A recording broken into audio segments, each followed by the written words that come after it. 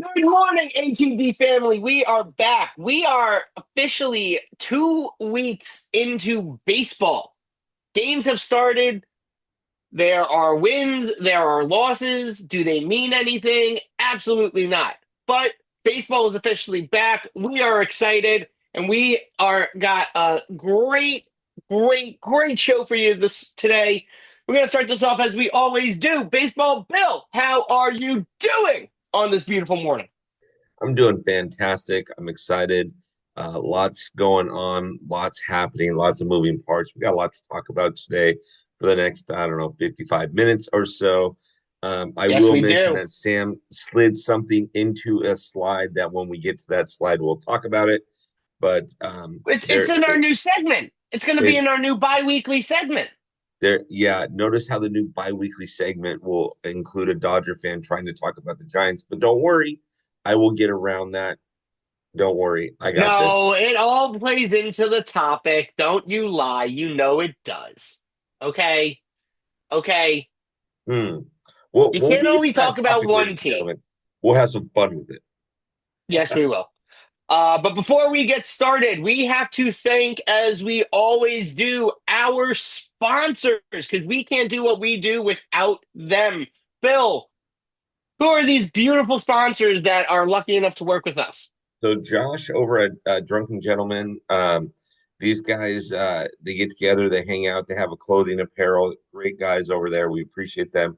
Ruby's Diner in Laguna Beach. We are so grateful for their efforts and everything that they have done for us. We had a fantastic event there a couple of weeks ago, and we'll be having another event here coming up shortly there.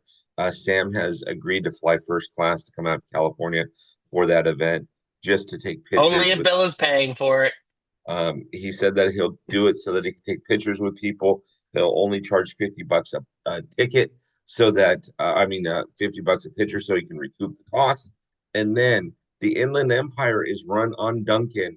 Yes, the locations in Rancho Cucamonga, Upland, Fontana, the Ontario Airport, one in Colton and one getting ready to open. All of them have decided to back Top Fan Rivalry, so we're grateful for them, as well as grateful for the Bleacher Brothers Sports Network for having us on. So, Sam, those are our guys. Well, I'm sure we'll talk about them throughout the show, but let's We get into the probably meat and will. potatoes. We like to make sure that our sponsors get the due recognition that they deserve. And as always, we can't thank you enough, sponsors, for doing what you do to help us do what we do.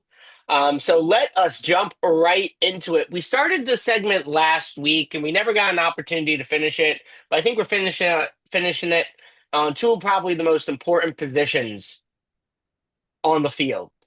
And that's talking about, oh, actually, before we get to that, we got to talk about some injuries. I completely blanked about this injury report because it's so minute and it's spring training that I typically forget that people get injured during this time of year. So starting off with Sean Mania, dealing with an oblique injury, looks like he's going to be out till mid-April. Luckily, if mid-April, maybe the beginning of May, luckily it's only that first month of the season.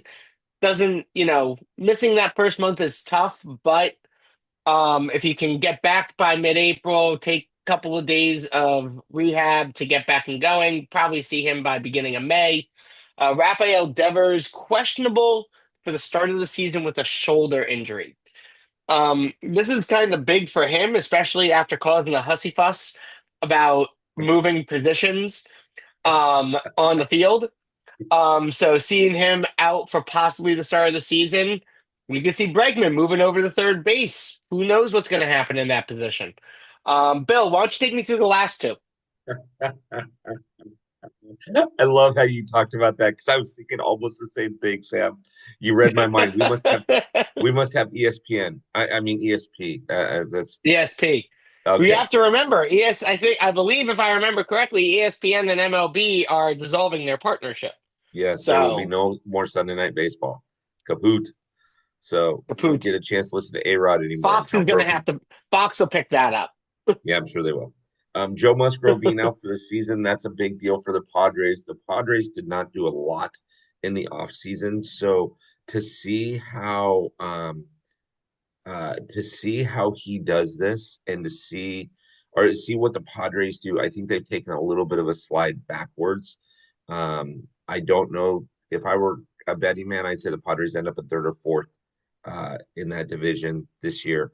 Giancarlo Stanton, this is a big blow to the Yankees too. They need that bat. That's why they brought over Cody Bellinger. That's why they brought over Goldie, was to help with Arson and Giancarlo, right? And so, yeah, this is a big blow to the Yankees as well. Um, and what I've learned with Giancarlo Stanton in the recent past is, though it says he's expected to be out until the start of May, that typically will get pushed back, and we'll probably see one more IL stint this year with him. But when he is healthy, and you've got him and Arson Aaron Judge and Cody Bellinger and Paul Goldschmidt all in that lineup, you've got a pretty dynamic lineup. So, ouch, ouch. Yeah. Now, I want to touch real quick on the Musgrove injury. Hmm. Spring training is a time where, yes, players get injured, and sometimes these unfortunate things happen where you see a guy out for the season. But now the Padres are in a unique situation where they have a couple of different options. They can bring up a young guy and see how he fares. They could trade during spring training to bring in someone to fill in that position. Where do you think the Padres go with this? Do you think Yeah. they look to the young guns, or do you think they go after a proven vet that might not make the roster, is kind of on the bubble? Yeah, I that's a great question, Sam, and let's combine those two and say both. And here's why. The Padres kind of took a playbook out of somebody that you are close to, which is the Philadelphia Phillies, or at least in your household, you're close to them. Um, Philadelphia did nothing in the offseason last season, thinking, hey, we were a game away from going to the World Series. Let's keep this nucleus together. And that didn't fare out in the 2024 season for them. In the 2025 season, the Padres kind of did the same thing. You can bring up a young kid, but remember, you play in the National League West. The Dodgers are going to be really good. The Diamondbacks are going to be good. The Giants are going to be good. Um, so you need a veteran I like presence. how You you need left one team off in that entire equation. the Rockies are going to have clean jerseys. Um, and so, um, what else do you want me to say? Their laundry is going to get done. Okay. Um, so you I see have a to have lot of some, grass stains from trying to slide for catches and miss. exactly. So you have to have somewhat, you have to have somewhat of a, um, you have to have somewhat of a veteran presence, because you can't bring up a rookie or have somebody break camp that's making their debut, and get knocked around in LA and in San Francisco, and lose their confidence in Arizona. This Mhm. puts a lot of heat on uh, Darvish, and a lot of heat on Michael King. Yeah, 100%. And I feel more we'll see some of these young guys get more opportunities in spring training than we would have expected now on Yeah. the Padres to fill that spot. But I do see their front office primarily looking around spring training, probably going to send a guy or two now out to the Grapefruit League in Florida, to see what pitchers are out there, might be on the roster bubble, have some conversations. Um, but yeah, this is a blow. This is a big blow in a tough division for a team that, if you remember, 2 years ago was supposed to be the new face of baseball.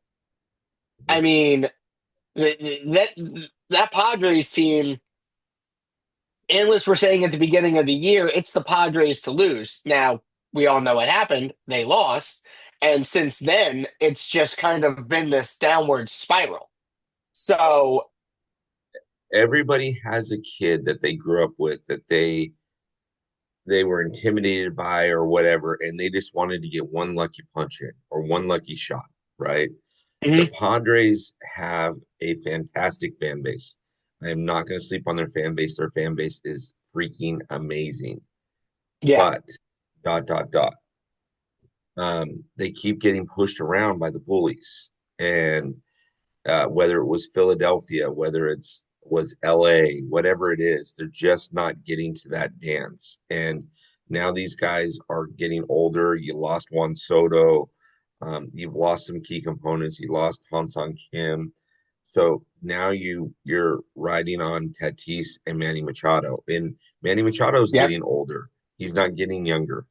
And so this is a team that you might see slip into fourth place this season. You might not. They might surprise people. You might see them slip into fourth place. You might see that golden era of what everybody thought was going to be something not be the case. So Yeah. we should have a It's, we should have a wager, Sam. We should maybe put it up on Top Fan.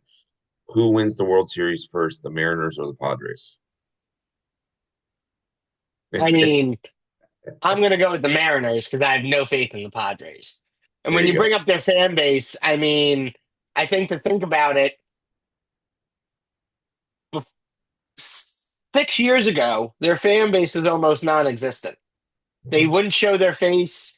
They were the Cleveland Browns of the baseball world, so to speak. They were showing up to games with bags over their heads, embarrassed by the team, and then all of a sudden, Tatis comes up and they make a couple of big moves, and all of a sudden, this fan base just starts magically reoccurring. Like, oh, you're not afraid of being a closet fan anymore. And I think what we might start to see over the next couple of years is that decline of seeing that fan base getting more and more fed up with this team if they're not able to do the things that they're expected to do. So, really, really interesting thing to think about. Um, we'll probably talk more about this. We'll probably get into our division wrap ups, our division talks in the next couple of weeks. So definitely take a look out for that. But let's move on to that topic we didn't finish up last week.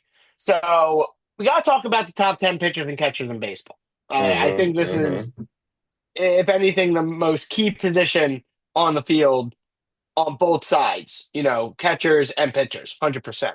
mm-hmm, So if you're listening to this on Bleacher Brothers Radio, we're gonna start off with the catchers. We're gonna move over to starters and then finish up with relief. Looking at the catchers, though, we got William Contreras, the number one ranked catcher in baseball. We'll talk about this because I am not happy with this list at all. So many questions about this list. mm-hmm. Adley Rushman at two, Will Smith at three, Carl Rayleigh at four, JT Realmuto at five, Yanier Diaz at six, Gabriel Monero at seven, Alandro Kirk at eight, Sean Murphy at nine, and Austin Wells at 10. Bill, how wrong is this catcher's list? In every conceivable way, it's upside down. It's Sam. I I mean, see. So what are we looking at? Are we looking at the backstop and calling pitches, or are we looking at a guy that produces on the offensive side as well? Like, what are we looking at here? I have no Right? idea, but like not to again try to be a homer like I usually am. Can we just talk about how Patrick Bailey, one of the best defensive catchers in baseball last year, didn't make this list?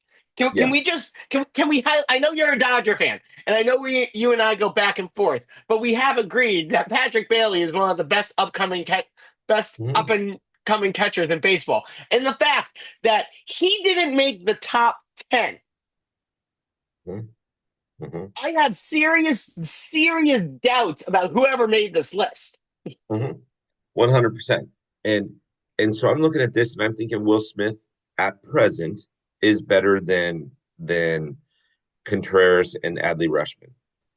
Numbers wise, Cal Riley is a great catcher, but he can't produce on the offensive side. He hits about 215-ish or so.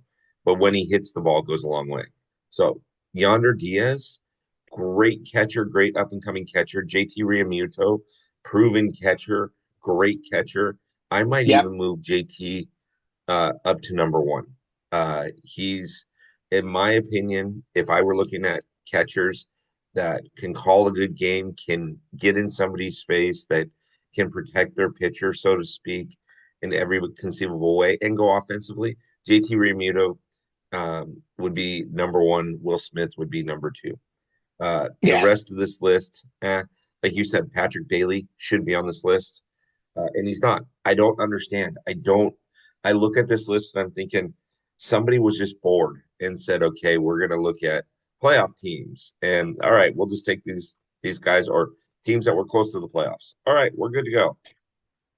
I mean, because when you look at this, Milwaukee made the playoffs, Baltimore, LA, Seattle had the epic meltdown, but then you had Philly, Houston, Arizona, Toronto was super close, Atlanta, and New York. They just took playoff teams. That's all they did. Yeah, this catchers list does not accurately reflect who the best catchers are in baseball. Hmm. And the fact that they did it, I think they did exactly what you said. Looked at who were the playoff teams or the close playoff teams and threw them on this list. It, Hmm. it is a it is a disservice and an insult to the players Yeah, who are exceptional, like Patrick Bailey. Um, yeah. like like Tell, tell me what you're gauging. I would pick Patrick Bailey over William Contreras all freaking day, all freaking day. Patrick Bailey still has a little bit more to prove to say that, but yeah, Patrick Bailey deserves to be on this list, and I wouldn't even put him at 10. I'd probably put Patrick Bailey higher than Austin Wells, Sean Murphy, and Treadmill Kirk for Yeah, sure. no, 100%. I would not But say Patrick Bailey is the number one catcher in baseball. Let me just put that into perspective. I am not saying that William Contreras or Patrick Bailey is a replacement for William Contreras as the top of this list. Not what I'm saying at all. Because I agree with you. Patrick Bailey still a baby. He's still a baby in the league. mm, Last year was his first true full year up in the league. He did have an injury stint. The year before they were kind of mulling over that, they were still going back and forth with Joey Bart, and then Patrick Bailey came up and just blew Joey out of the water that they traded him to Pittsburgh. Um, but yeah, I would absolutely, if not put him on this list, I would even consider Patrick Bailey. I would put him at five, honestly. I think Patrick Bailey could, if not be number five, be on the cusp of being a top five catcher in the league. yeah, 5 to 7. I mean the I top said the five that cusp. they I said the have there, cusp. yeah. The top five that they have there are for sure, interchangeable 1 through 5. Patrick Bailey's probably, in my opinion, maybe 6 or 7. Yonder Diaz and Patrick Bailey are interchangeable, but I don't like this list. I literally I think that this list is hogwash. Yeah, But hundred you know percent. what? I'm not gonna hate on them because I don't want MLB coming after me. MLB, if We'll you've just got send an them to issue with this voicemail. and you listen to this, um, my name is Dodger Danny. I go by Dodger Fan Page 88. No, I'm kidding. Teasing, teasing, teasing. Let's talk starting All pitcher, right, Sam. yeah, Bill, you're our pitcher. You are our pitching guru. So take you pitchers are all you, my friend. I'm Okay, gonna leave them up to and this you. is going to be a good debate here too. Number one, Zach Wheeler. Number two, Tariq Skubal. Number three, Chris Sale. Number four, Paul Skeens. Number five, Blake Snell. Number six, Corbin Burns. Number seven, Cole Reagans. Number eight, Garrett. I'm going to cover first base, Cole. Number nine is Logan Webb. Number 10 is Frommer. 15 minutes in between pitch, Valdez. So, um, Sam, tell me about this list and tell me what you think here. Because again, we got these numbers all mixed up. Yeah, I'm not saying that the players on this list are wrong. I'm saying where they sit on this list is wrong. Mhm. You know, I'm not gonna say. I know people are probably gonna say Paul Skeens should be number one on this list. I can't put Paul Skeens number one on this list because he's going into his sophomore season. Okay. If he can have a sophomore season like he had his rookie year, I will have no problem saying Paul Skeens is number one in starting pitcher in baseball. No question. I won't have an issue with it. It will roll off the tongue like like first sip of coffee in the morning. Mhm. Paul Skeens is in fact a top five pitcher in baseball, but I can't claim him to be number one. Tariq Skubal is an interesting case in this top as number two because if you look at his previous years, he hasn't been as successful. He had a great season last year. So they're taking his 1 year of success and hoping that he's going to now be able to replicate that in year two in Detroit, another year in Detroit. Chris Sale, proven vet, no worries on that one. Zach Wheeler, okay, I could see it. I could see Zach Wheeler being at the top of this list. An exceptional pitcher. Blake Snell pitched half a freaking season. And the fact that he was number five on this list, and I'm not saying that just because he went to LA, but the fact that he made number five after pitching half a season Mhm. compared to some of the guys that pitched full seasons last year is a little bit ridiculous to me. Um, Garrett Cole, I think he'll. I mean, he had a good season last year. I think he'll have I think he'll have a bounce back season from what he had. I think he'll go back to his more 2023 form going into this year. Um, because I felt like there were some things with Garrett Cole, and now that he can grow a beard again, I think you'll see a Garrett Cole you weren't expecting. Um, Corbin Burns, I think, is the wild card on this list, though, because he's going to a new he's going to a new location. He's crossing the country. He's changing the visions. He's going to see batters he's never seen before on a more consistent and regular basis. Will that help him in his first outing? Yes. Will it help him in his second, third, and possible fourth outing? No. And when you're going up against, on the Dodgers, Freddie, Shohei, and Mookie, and you throw in Max Muncy there, and then you throw in Teoscar Hernandez, Will Smith. you get to San Diego again, where we'll talk about where we'll see Tatis, Jay Cronenworth, Manny Machado. You get to the Giants. Now, again, I know you're going to kill me on saying the Giants, but you're going to see Matt Chapman. You're going to see Willie Adames. You're going to see Jung Hoo Lee. You're going to see Elliot Ramos. This is a much. I would give some comparisons to the AL East, but I think it's even tougher than the AL East hitters, honestly, personally. Yeah. So this list to me bothers me because there's pitchers on here that so if I'm putting rookies up here that have sophomore seasons that should be dynamic, and you've got Tariq Skubal on here and you've got Paul Skeens on here, then why isn't Yamamoto on here? And so A perfect example. Perfect freaking example. I would put him on here probably over Framber Valdez. yeah, well, and again, I was going to mention Framber Valdez exactly. And why isn't Seth Lugo on here? Seth Lugo had an amazing season last season, and he's Mm-hmm. turning his career around. Why isn't Seth Yep. Lugo on here? I mean, you put Cole Reagans on here. Why isn't Seth Lugo on here? Yeah. So again, Philadelphia, Detroit, Atlanta, Pittsburgh, LA, Arizona, Kansas City, uh, the Yankees, the Astros, the Giants, predominantly playoff teams again, with the exception of Pittsburgh and with the exception of San Francisco, pretty much playoff teams again. And we're missing that. There's probably 13 other pitchers out there that we could make mention that would be impact pitchers. Are these pitchers that we're looking at? Are they based on ranking? Like, how did we rank these?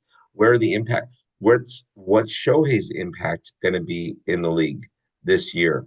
What's Kikuchi's impact going to be now that he's pitching for the Angels and he gets to see the A's um, Mm-hmm. more, and some of the teams over in the West that he hasn't seen a whole heck of a lot. I mean, there's a number of pitchers here that we're not taking into consideration.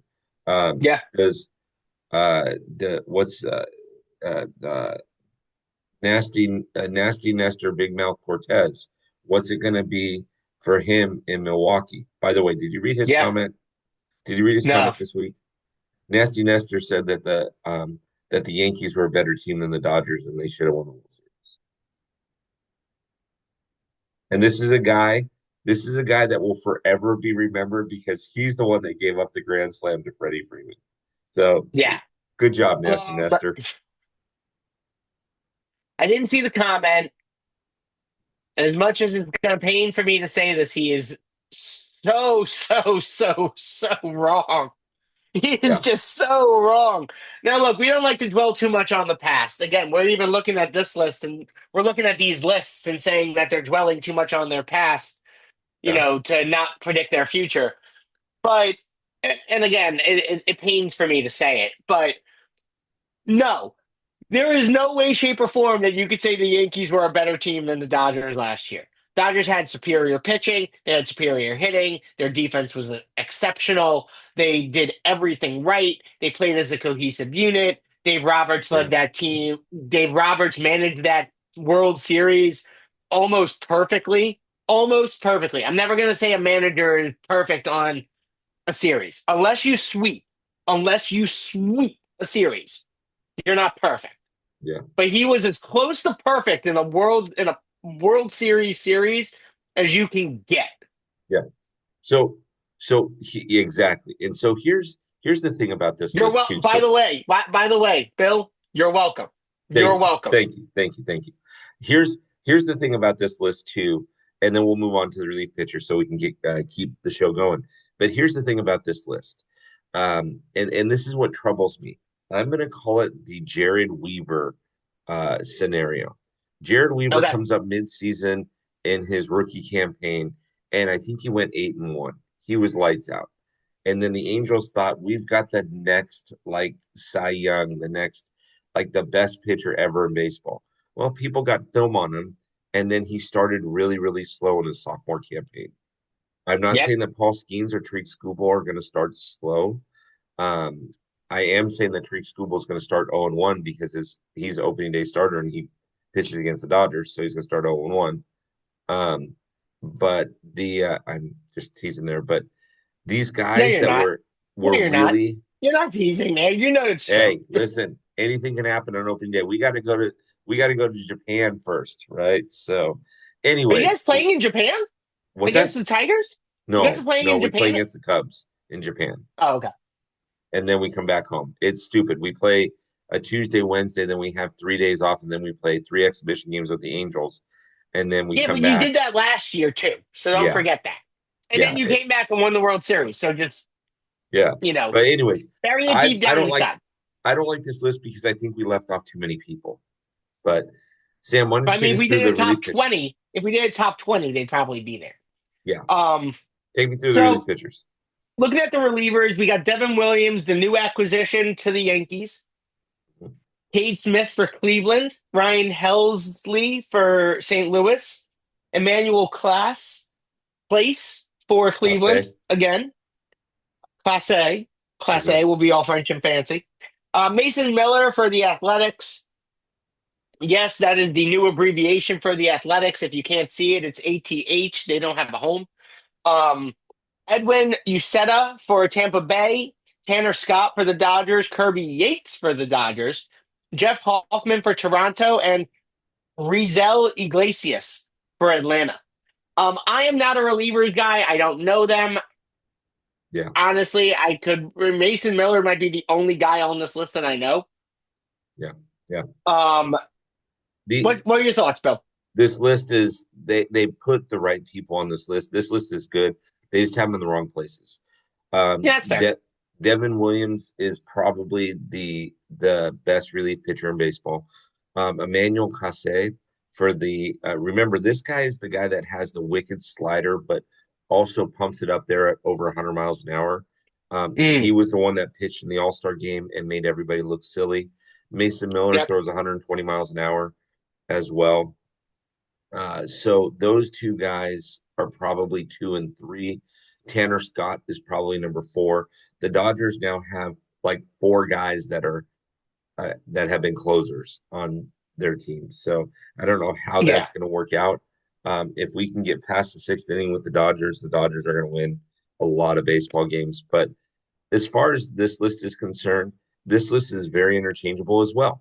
Not because we want it to be interchangeable, but because guys if you're a closer, they expect you to come in and shut it down. Well, if if Mason Miller isn't getting the job done, well, they signed a couple other pitchers. Well, maybe he'll get bumped to a setup role. Who knows? So this That's list is true. this list.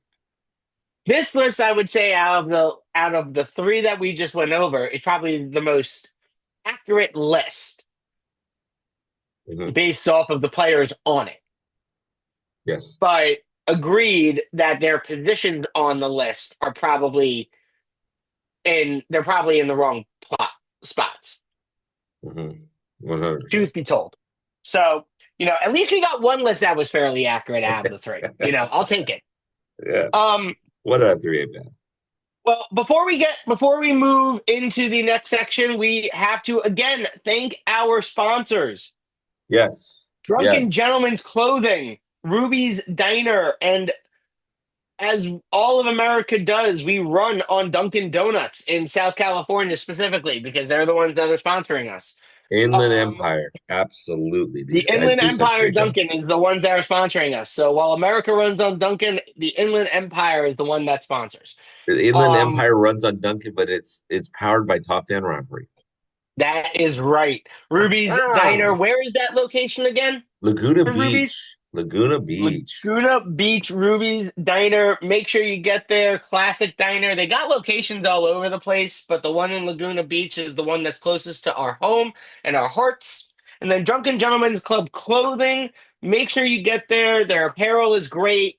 Check them out. They are an awesome group of guys, and we can't thank them enough, as we can't thank Ruby's and Duncan enough.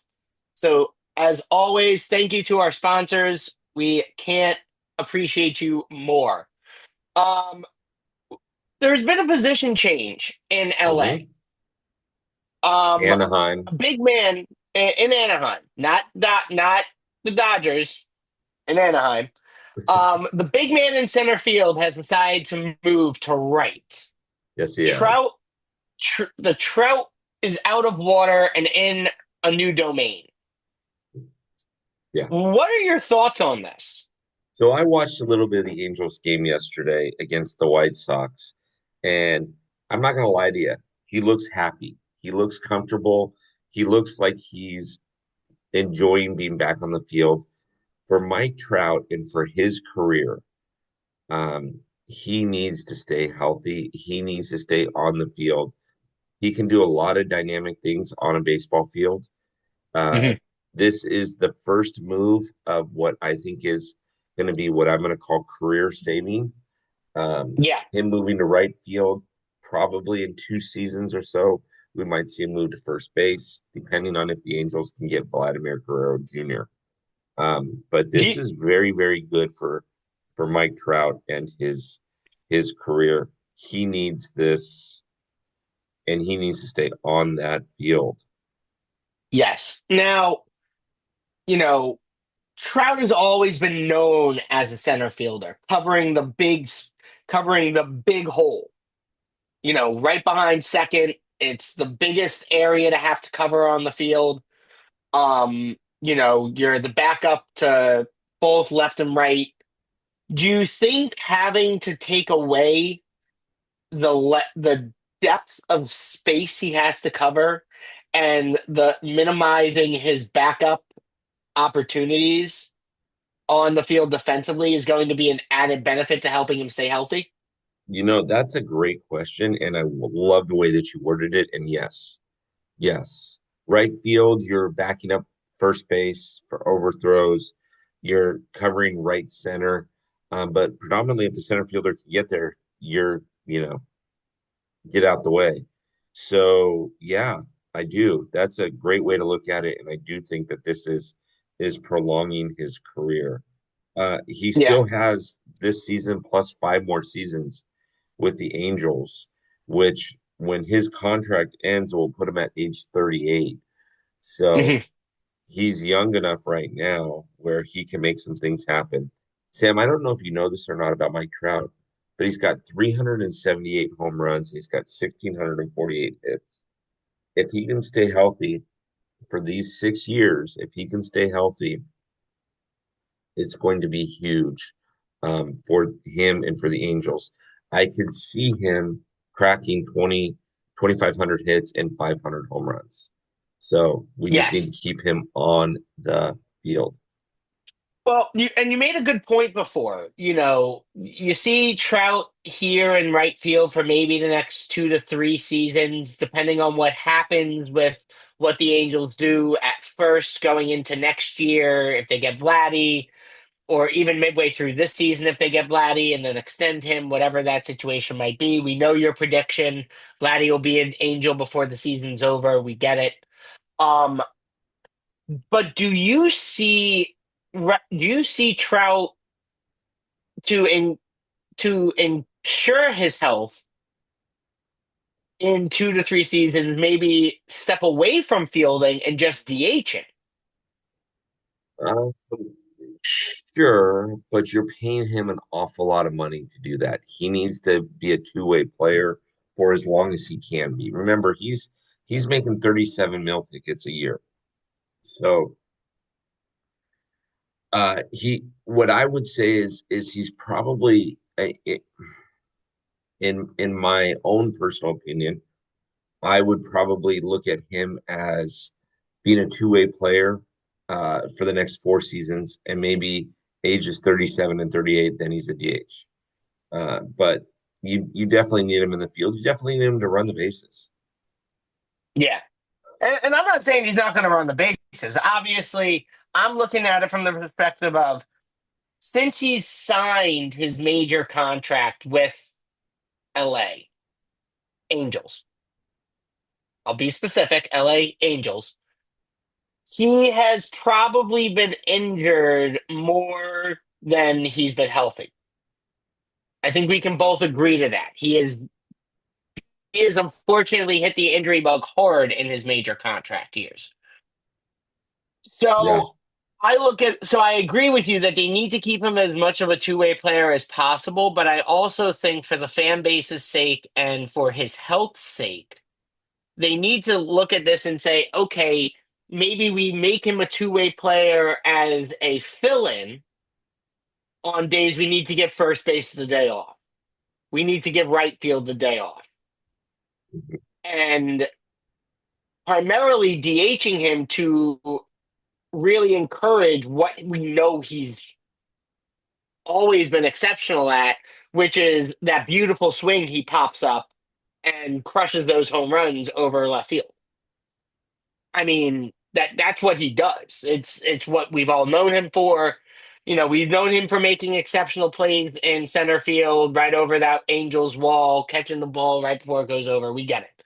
But now, as he's getting older, you need to encourage, and I think MLB as a whole needs to do this, is say we need to encourage these players to be more successful and healthy at what we know them for. If we know a guy to be an exceptional fielder and maybe not the best batter, okay, we push him back in the lineup and we encourage him to be that superstar defensive player that we know he can be. We know someone to be an exceptional batter like Trout, like Shohei. You throw them in that cleanup spot and you let them hit 3 and 4 on a consistent basis and just, you Mhm. know, take advantage of the power that they're bringing to the plate.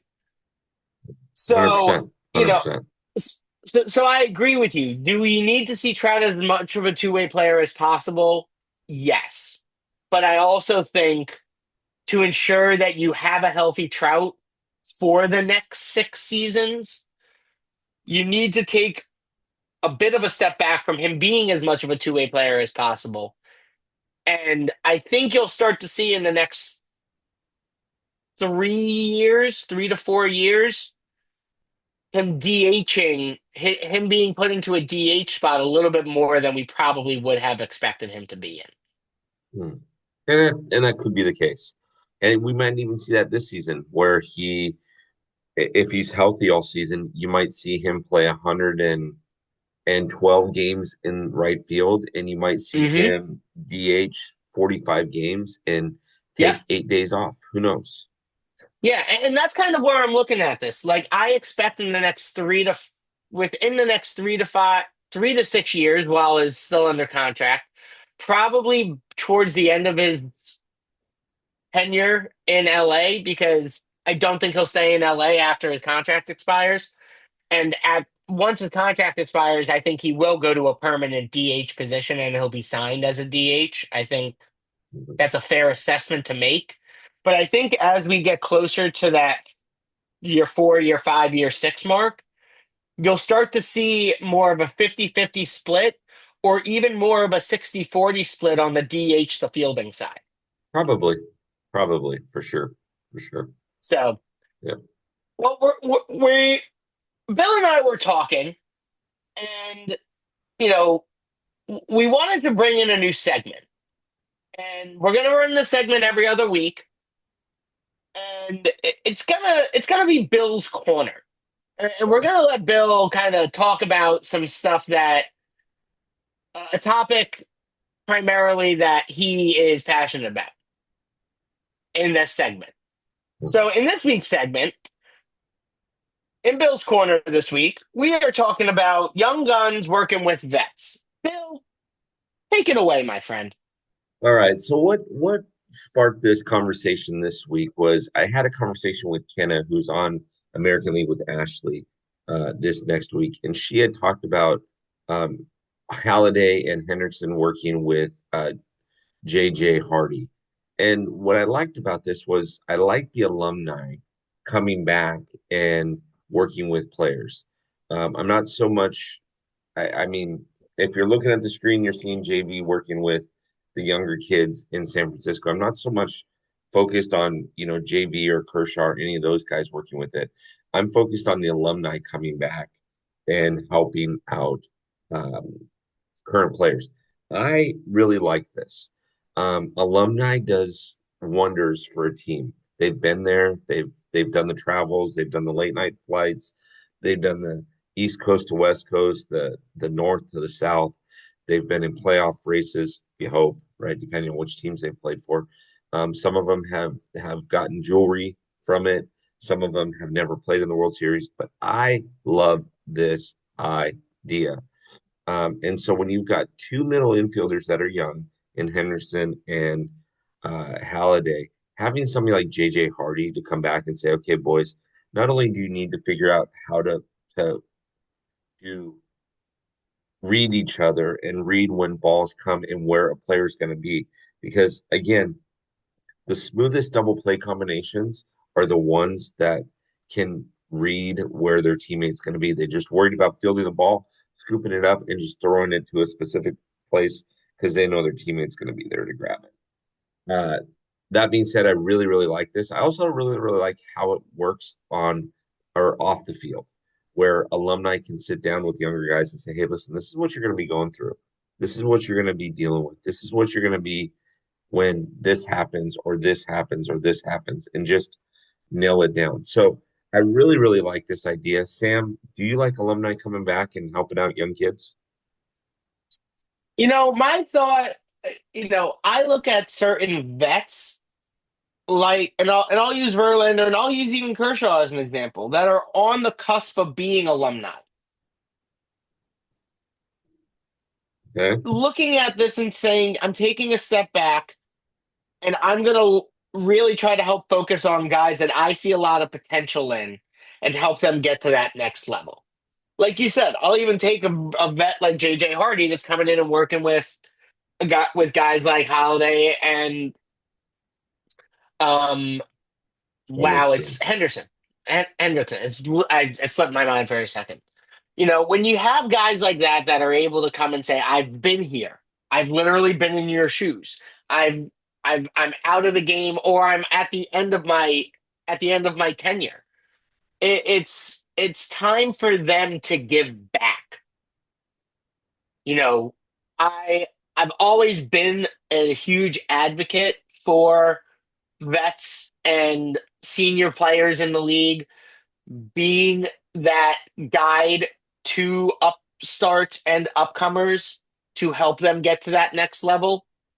And again, I'll use Verlander and Kershaw as examples. They have paid their dues. MLB has done well by them. MLB has treated them well. They have given these guys like Kershaw and Verlander the respect that they rightfully deserve for what they have done for baseball.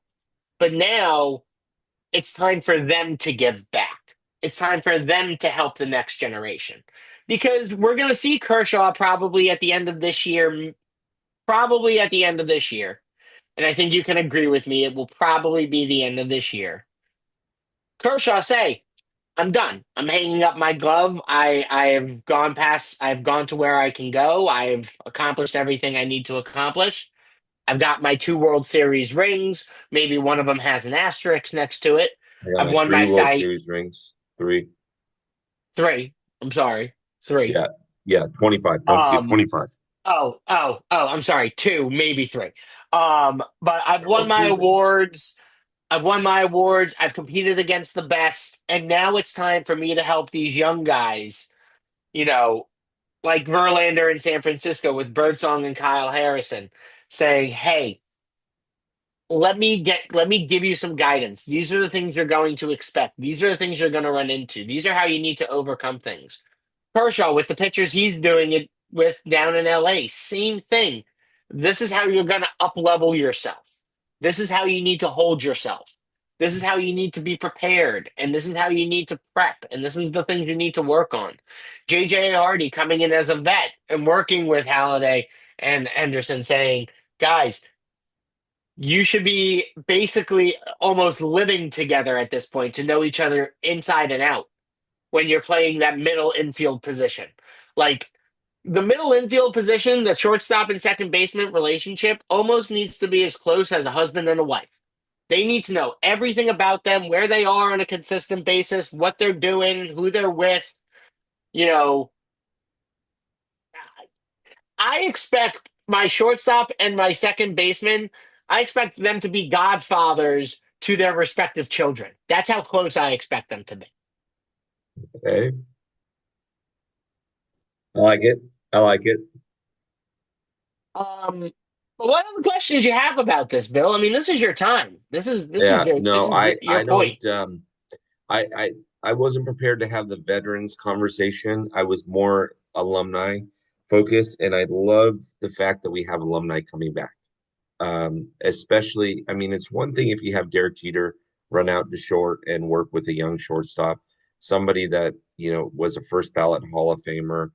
Uh, JJ Hardy was a good player. He was very consistent, very good. Played 13 seasons. I love this. I love guys coming back. I love guys like David Eckstein coming back and helping young kids. So it was just a topic that I liked and I wanted to move forward with. And it's in Bill's corner this week. So in 2 weeks we'll have another one. Absolutely. But let's expand on this, Bill, because you brought something up when we talked last night. Yep. When you're when you're either a senior vet or an alumni coming in, managers expect something out of you. They Mhm. expect a certain eh, eh, they expect a certain level of education to come into these players. So what are your thoughts on like the manager side of this thing? Like what do you expect managers to get out of these senior players and these vets or these So alumni?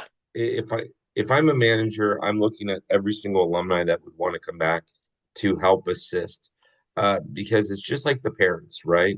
When your parent tells you something to do, you do it sometimes. But when it comes from an aunt or an uncle or somebody that's kind of an authority figure to you, but it's not your parents, you tend to um, you tend to do it a lot quicker, right? Mhm. And so I love these guys coming back. As a manager, I'm I'm looking at that and I'm thinking I'll take it all day long. I'll take it all day long. Yeah. I'm also very passionate about players playing the game right, focusing in on making the plays right, focusing in on eliminating mental mistakes, physical mistakes. Those are going to happen. You're going to airmail a ball, whatever, but definitely not the eliminating the mental mistakes. And so I think a lot of the alumni can help with that. Uh, Again, it all comes to training. You not to coordinate it to the military because I the military's an entirely different beast, and we respect and honor them greatly. But military Hmm. gets trained so that when they get into a certain position, it automatically is just their training kicks in.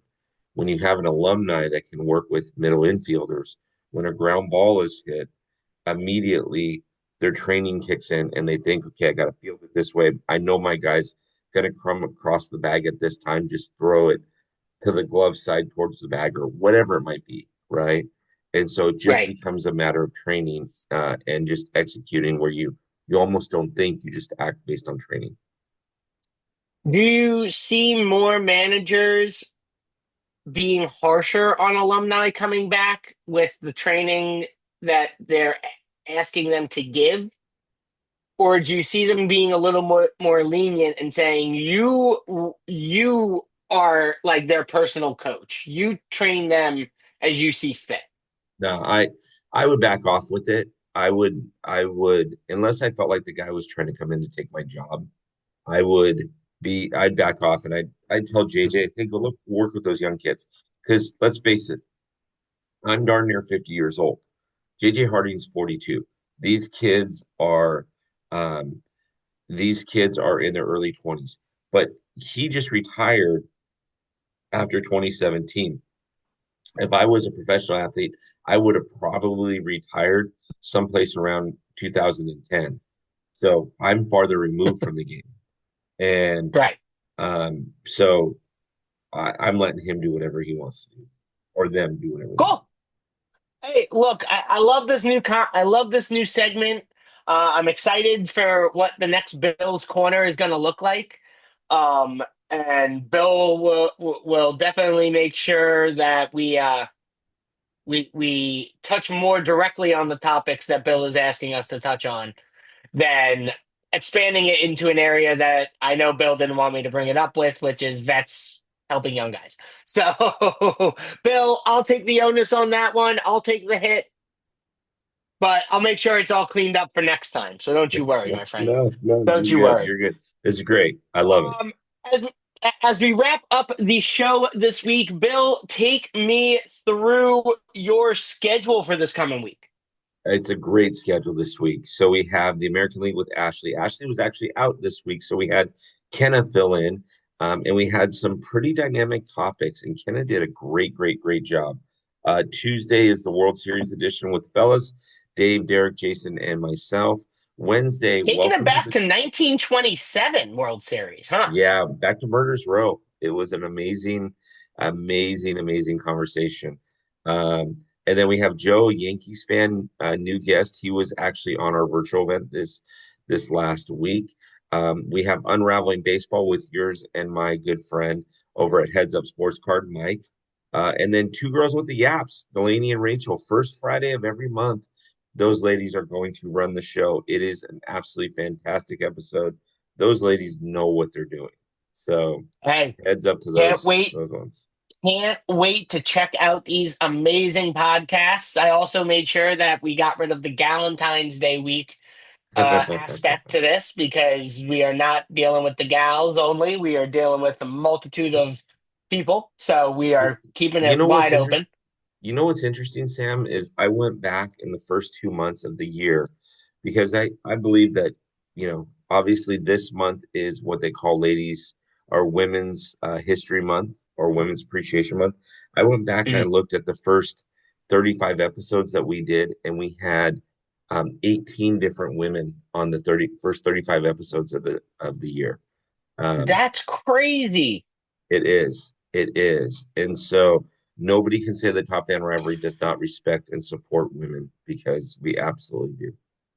100%. And I almost think it's more impressive to see how many more women are getting interested and involved in baseball than I think we have seen in the past.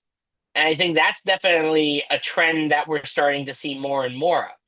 So 100%. we might have to get a ATD special podcast up soon with couple of our favorite baseball ladies in the Top Fan Rivalry crew to get their opinions on what drove them to be loving baseball. Just 100%. pick their brains. 100%. As well, always make sure you're checking out X every Thursday for It's Sports Talk, It's Fan Involved at 7 p.m. Pacific Standard Time. And In the Leagues with Baseball Bill back every Tuesday and Thursday on Instagram. Checking it out live. Bill, what time do you run that on Tuesdays and Thursdays? 8 a.m. 8 a.m. Pacific, 11 a.m. Eastern. It runs for a half Make hour. sure Perfect. So make sure you are checking that out right before you go on your lunch break, or if you happen to be on your lunch break, or if you're heading into work or wherever you might be, make sure you're checking that out. Um, as well, we had an amazing break last night of a Topps Series 1 hobby box, catching some great new base cards and some awesome refractors from this year's Top Series. But our next Top Fan Rivalry heads up Sports Art collab break. We are going to do another throwback. We are going 10 years in back in time, and we're going to be breaking a 2015 Bowman Jumbo box. Looking for some huge hits like Aaron Judge, Rafael Devers, Chris Bryant, Carlos Correa, Matt Chapman, and more. Bowman is one of the best products out there that you can get. If you are looking for some great Bowman's firsts, make sure you are checking this one out. There's going to be 3 autograph cards per box. So we should see 3 great autos coming out of this Bowman 2015. So make sure you are checking it out. The break drops on the 5th at noon Pacific time, 3 p.m. Eastern Standard Time. The spots fill up super quick, and I can guarantee you for some of these teams, it is going to go exceptionally fast. So make sure you are checking that out. That box will break officially on the 10th. So make sure you are there. Oh, no, I'm sorry. It will break On the not on 10th. the 10th. No, on the 10th. Yeah, on Monday the Oh, we're 10th. having a quick turnaround on it. Yeah, we're changing the turnaround time. Yeah. You're not going 9 innings anymore. We're going No. going a quick 5 inning game. I see, taking it Yeah, back to Little yeah, League we're going mercy standards. rules. Mercy rules. I like it. I like it. Bill, we gotta wrap this up by thanking our Yeah. sponsors again. Take me through. Yeah. Want to thank Josh over at Drunken Gentlemen's. They've got great apparel. They get together, they hang out. Ruby's Diner in Laguna Beach. Thank you, Ned, for your sponsorship, for your kindness, for everything that you did for us. And the Inland Empire is run on Duncan with locations in Fontana, Upland, Rancho Cucamonga, the Ontario Airport, Colton, and a second location in Colton. So we appreciate them supporting our small business and our efforts and look forward to them in the future. Well, I can't thank our sponsors enough. And Bill, as always, I can't thank you enough for joining me every Saturday as we do this. We will be off next week. I will be at spring training, bringing some great stories and highlights back when we get back the following week. So make sure you check out that episode. Bill might throw something together for next week. We will see what happens, but just keep a lookout for it. As always, make sure you are checking out Top Fan Rivalry for new articles, podcasts, merch. If you haven't joined the T-shirt club, make sure you are getting there. Join those exclusive fan events like the virtual events that Bill runs every month. And if you haven't been to it yet, make sure you are at Top Fan Rivalry Fan Fest annually. It is run in January. It is a great time to get with all of us. Bill, any final comments for the fans out there? Go fight, win. Go fight, win. We love the way we wrap this up every week. Thank you so much for joining us on ATD, and we will see you on the field soon.